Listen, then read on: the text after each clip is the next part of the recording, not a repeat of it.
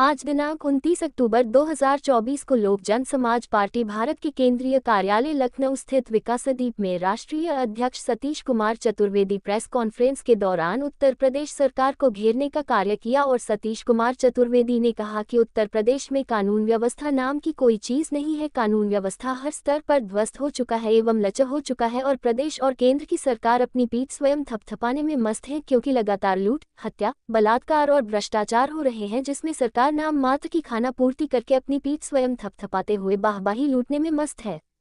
इसी क्रम में चित्रकूट की 23 वर्षीय महिला नर्स जो ड्यूटी जा रही थी उसके साथ दुराचार करते हुए 3 लोगों ने गैंगरेप किया। ये सब लगातार हो रहा है और प्रदेश सरकार यह कह रही है कि वी एवं मीडिया के माध्यम से यह हिट दे रही है कि उत्तर प्रदेश सबसे उत्तम प्रदेश है और यहाँ गुंडा और माफिया थर-थर कांप रहे हैं। ये कांपने का ही जीता जागता नजीर है कि बहराइच में एक व्यक्ति की हत्या हो जाना, चित्रकूट में महिला नर्स के साथ गैंगरेप हो जाना, प्रदेश की राजधानी लखनऊ के चिन्हट में पुलिस कस्टडी के अंदर एक व्यक्ति का मौत हो जाना, ये कहां तक सरकार को साफ और सही बताया जा सकता है। ऐसी स्थिति में लोक जन समाज पार्टी भारत यह मांग करता है कि दोषियों को कड़ी से कड़ी सजा देते हुए कार्यवाही करने का कार्य करें और जिन लोगों की मृत्यु हुई है उनके परिवार में सरकारी नौकरी देते हुए 20-20 लाख रुपए का मुआवजा सरकार तुरंत उपलब्ध कराएं।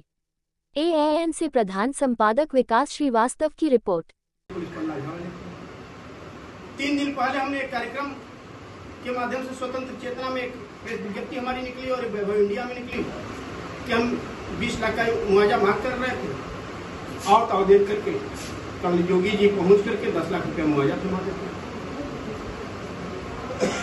तो ये तो उस सरकार को करना चाहिए। आप देखे होंगे कुछ दिन पहले एक नर्स का बलात्कार होता है, उसका हत्या हो जाता है पश्चिम बंगाल में, पूरा देश जल उठता है उस मामले को लेकर, हर जगह धरना प्रदर्शन होता है। लेकिन यही चित्रकूट में एक महिला नर्स के साथ 3 लोग दरिंदगी करके गैंगरेप करते हैं, वहां कोई सत्तासीन आदमी नहीं बोलता। वहां पश्चिम बंगाल में इसलिए बोला जाता कि वह विपक्ष का सरकार है, यहाँ तो पक्ष का सरकार है, यहाँ तो बोले। इसलिए जो है जो भी सिस्टम देखने को तो लोग इस तरह से काम करते हैं।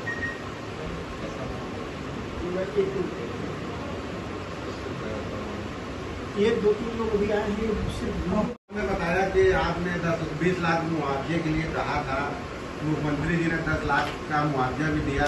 जितने विधायक हैं सब लोग जा जाके, हाल ही में आज ही डिप्टी सीएम ब्रजेश पाठक भी पीड़ित परिवार के घर गए, कल योगेश शुक्ला जी ने भी विधायक बीकेटी से 1 लाख रुपए उनको दिया। तो इस विषय में आप किस नजरिए से देखते हैं और आपकी तरफ से क्या सहायता पीड़ित परिवार को दी जाएगी और क्या आप लोग उनके साथ हैं? देखिए, हम पीड़ित परिवार के साथ हर कदम पर हैं और ये जो सहायता आज देने की बात है, तो ये सहायता देने की नौबत क्यों आई?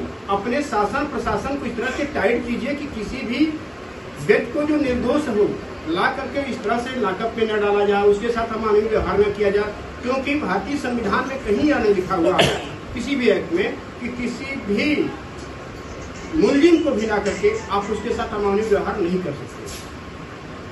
अगर वो थाने में बंद है, पुलिस कस्टडी में है, तो उसके इच्छा अनुसार उसके वकील से आप बात कराएंगे, उसके मुकदमे की पैरवी करने के लिए वकील निर्धारित कराएंगे, तब जाकर उसके साथ कोई कार्रवाई कर सकते हैं। और यहाँ तो इनके शासन में यह है कि गिरफ्तार पुलिस आज करती है, गिरफ्तारी कल दिखाती है। प्रशासन का कहना है कि चिन्हट इंस्पेक्टर को तत्काल प्रभाव से निलंबित कर दिया गया और आगे उनकी जो बॉडी पार्ट थे उनको जांच के लिए रख लिया गया।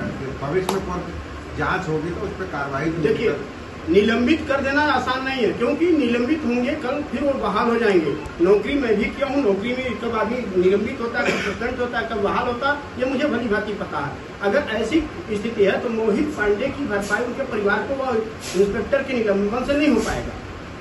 उसको सबसे पहले टर्मिनेट कर देना चाहिए, नौकरी ही ना मिले, क्योंकि भविष्य में उसको देख आगे कोई प्रशासन का दरोगा हो, सिपाही हो, कोतवाल हो, ऐसा अमानवीय व्यवहार किसी भी आदमी के साथ न करे। कांग्रेस प्रवक्ता हैं, मैं उनका नाम नहीं लूंगा, उन्होंने कहा सीधा बीजेपी पे वार किया है कि ब्राह्मणों पे अत्याचार ये सरकार कर रही है। आप भी उसी बिलोंग करते हैं, तो आप इसको किस नजरिए से? जी देखिए, मैं किसी जाति का नहीं हूँ।